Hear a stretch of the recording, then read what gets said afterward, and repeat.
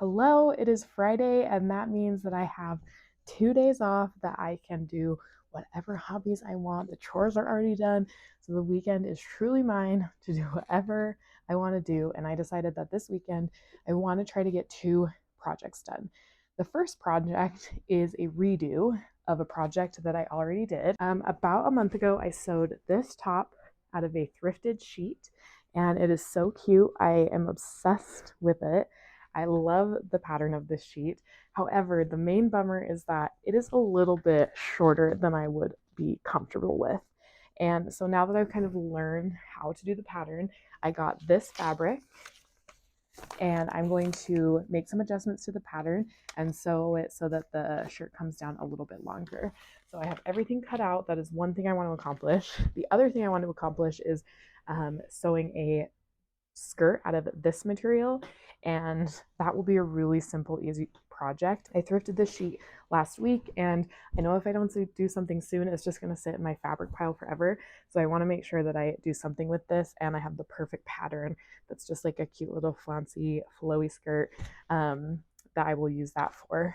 I am kind of a novice sewer. I sewed a lot in middle school and high school, but not really much in my adult life. I have had a bunch of vintage quilts sitting in my closet, and I've been really wanting to sew a quilt coat, and the weather is starting to warm up, so I kind of missed my chance, but it might take me that long to sew this quilted coat. Like that is the project that I'm preparing for, trying to do little easy projects to remember how to do things. So maybe if I start working on the quilt coat in the next month, then I'll definitely have it done by next November.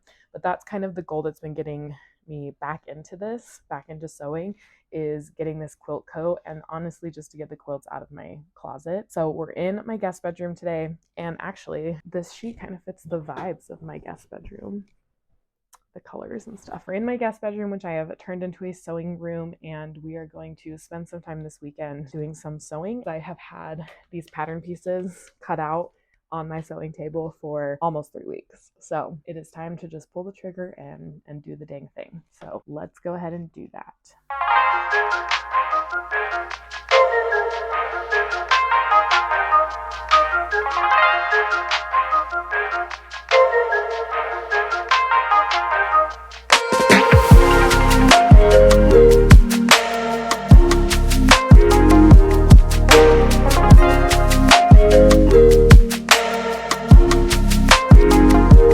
Hello, it's a different day, and I sewed a lot last time. Let's see what I got done. It's Sunday, and I worked on it Friday night.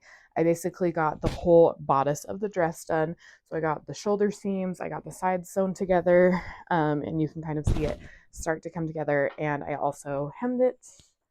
That's actually like one of the best hems I've ever done in terms of evenness. And obviously it being a checkered pattern helps stay on track. So now I am doing the collar. I honestly wish this top had a bigger collar almost. So if I ever use this pattern again, I would adjust it to have like a really oversized.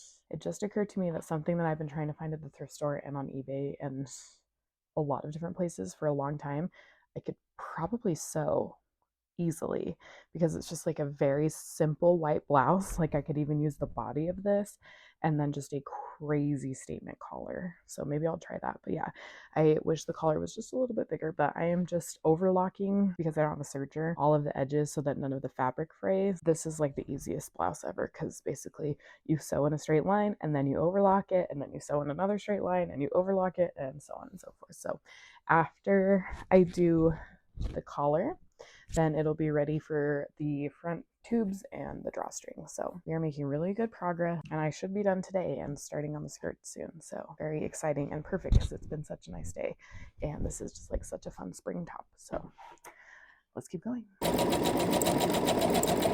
Okay, I'm about to get to the hardest part of this very beginner's levels blouse. But basically, all the instructions say on the Etsy pattern that I got, this Etsy pattern is not the best. Like the first time I sewed this, it took so long because I was trying to figure everything out. But it says attach and understitch the lining to the bodice. So I had to look up what understitching was. So basically, this is the wrong side of the fabric. Like, it's not a right sides together situation. It's like the wrong side of one side and the wrong side of another. You sew it all flat and then you flip it and then you sew it flat again so it lays flat. The way I'm explaining it to you that is so confusing is why I was confused. So we'll see. Hopefully this turns out. I don't know. I'm feeling stressed. Okay, we'll see. We have sewed the collar on, and now it is time to go make the drawstring. I made the tunnel down the center, and it's just like 2 straight stitches, so super easy.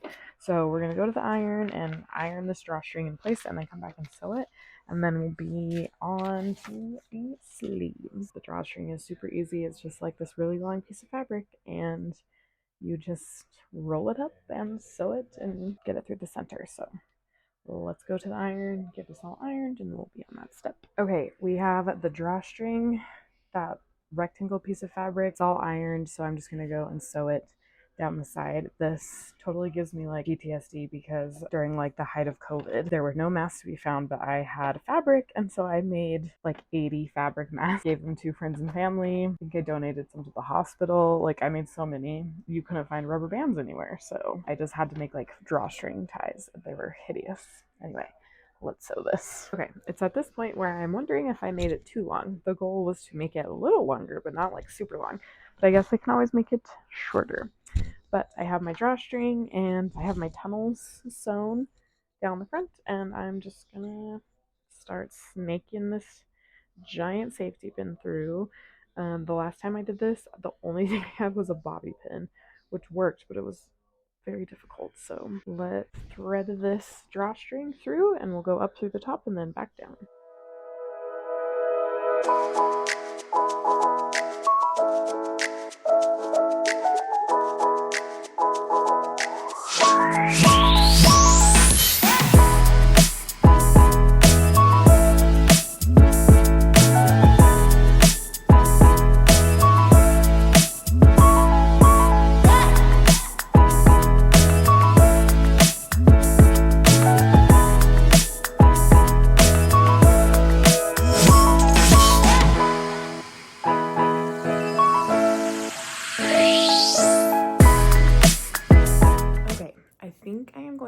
Tackle my next project, and I really want to do a quilted vest.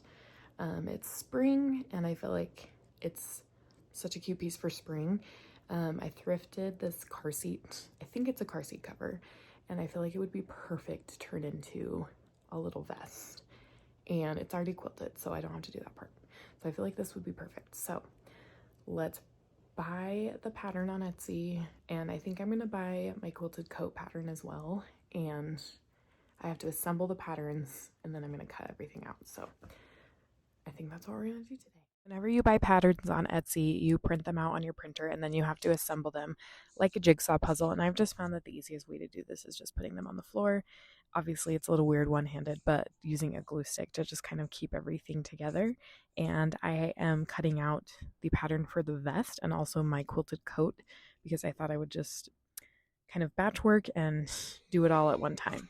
So I just kind of laid out the quilts that I had and this car seat cover. I knew I was going to do the vest with the car seat cover, but I wasn't totally sure what I wanted to do with the quilt coat yet. So I decided to kind of put that aside and work on it later and really focus on the vest first. So I just cut out the pieces with what I could make sense of with such a weird shape of fabric to begin with. And I'm left with these 3 different vest shapes. So it's a pretty easy pattern, and you know, it doesn't take a rocket scientist to figure out how to put this together, but this is how it'll look once we're done. Good morning. It has been a long time since I've worked on any sewing projects, but it's super rainy Saturday morning and we're just kind of chilling. So I am going to try to make some progress on this quilted vest. I really want to sew a white tiered skirt or like a white dress, but I'm making myself finish this project first. So, and I don't think it'll take me very long, but I might have to run to Joann's. So let's kind of look at what we got going. Okay, so here's my setup. I have my quilted vest and I'm just kind of stay stitching all of the sides and sewing the side seams down. I'm going to sew everything that I can, and then I need to go to Joann's to get fabric for the bias tape. And it sucks because part of it is like already done, but then you have some parts of it that aren't. So if it was like this the whole way around, then it would be great. But like, for example, up here, you have nothing like that. So then we might have to go to Joann's.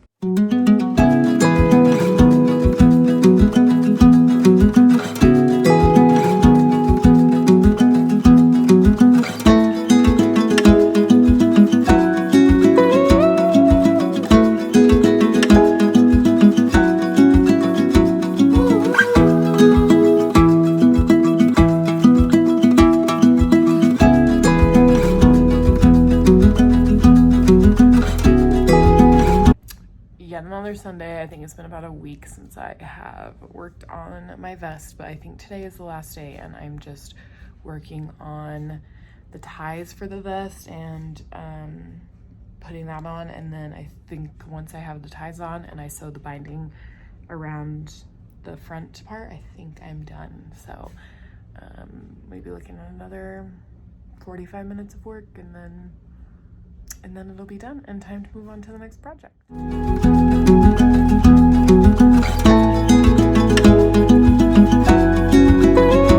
And here is the finished product. I am in love with this. I learned a lot along the way. I love that it's reversible, and I really do feel like it helped me set myself up for success for when I finally do my quilt coat. So thanks for joining me on this journey of sewing a few fun pieces today, and we'll see you in the next one. Bye!